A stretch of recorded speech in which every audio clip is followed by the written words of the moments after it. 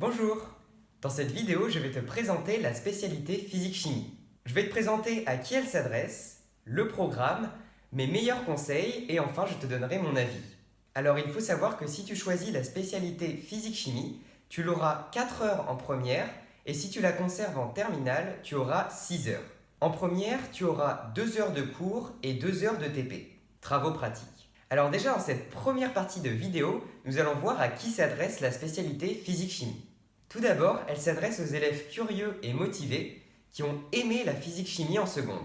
En effet, ça représente 4 heures par semaine et si tu n'aimes pas la physique-chimie, tu vas vite t'ennuyer et tu vas pas trop apprécier tes semaines. Cette spécialité s'adresse également aux élèves qui souhaitent poursuivre leurs études dans le domaine scientifique. Par exemple, aux élèves qui souhaitent faire une prépa MPSI, PCSI ou encore qui souhaitent entrer en école de médecine, mais également pour les élèves qui souhaitent faire une licence de physique ou de chimie à l'université par exemple. La spécialité physique-chimie ouvre vraiment les portes pour un grand nombre de métiers. Par exemple, dans mon cas, j'ai pris la spécialité physique-chimie pour faire une prépa MPSI et ensuite entrer en école d'ingénieur car j'aimerais être ingénieur en informatique.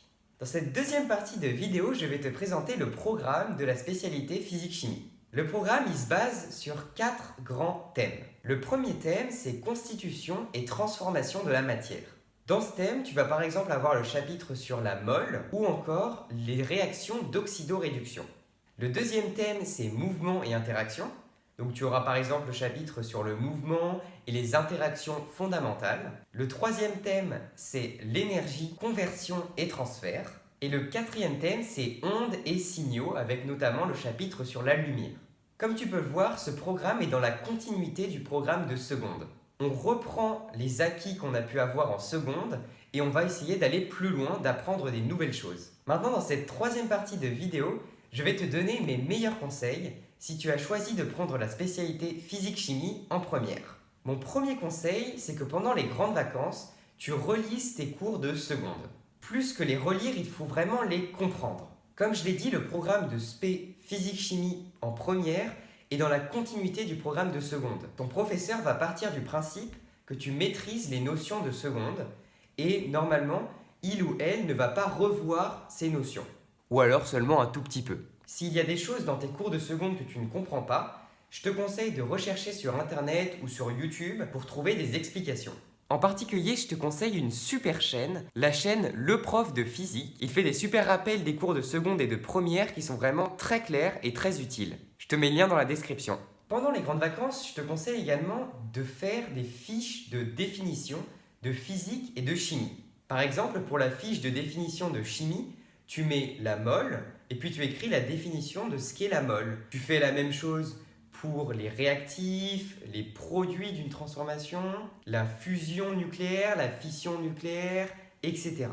Il faudra ensuite que tu revoies cette fiche de temps en temps et ça te permettra de directement comprendre les énoncés des exercices. Quand tu verras le mot mol dans l'énoncé, tu penseras directement à la définition de ta fiche et tu ne perdras pas de temps, ça te permettra d'être plus efficace. Par la suite, je te conseille de vraiment bien écouter dès le début de l'année, afin de ne pas être perdu. En effet, tu vas voir, l'aspect physique-chimie en première, ça va plus rapidement qu'en seconde.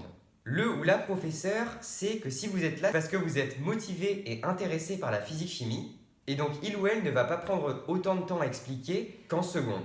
Pendant l'année, je te conseille également de vraiment bien réviser les formules, mais également les unités de ces formules, ça te permettra d'éviter de faire des erreurs bêtes. Pour finir, je te conseille également de prendre la spécialité mathématiques avec la spécialité physique-chimie, car en physique-chimie, tu vas manipuler des vecteurs et des formules par exemple, et c'est le genre de choses que tu vas apprendre dans la spécialité mathématiques. Je te conseille donc, si tu vas prendre la spécialité physique-chimie, d'également prendre la spécialité mathématiques. De toute façon, si tu n'aimes vraiment pas les maths, tu pourras l'abandonner en terminale et par exemple garder l'option maths complémentaire. Pour finir cette vidéo, j'aimerais te donner mon avis sur la spécialité physique-chimie. Je suis actuellement en première et j'ai pris la spécialité physique-chimie. Je l'ai donc commencé depuis quelques mois. Déjà entre la seconde et la première, j'ai vraiment ressenti une différence de niveau et de charge de travail. En première, on a plus de devoirs. Entre les séances, on doit recopier certains cours et on a souvent des exercices à faire, plus qu'en seconde.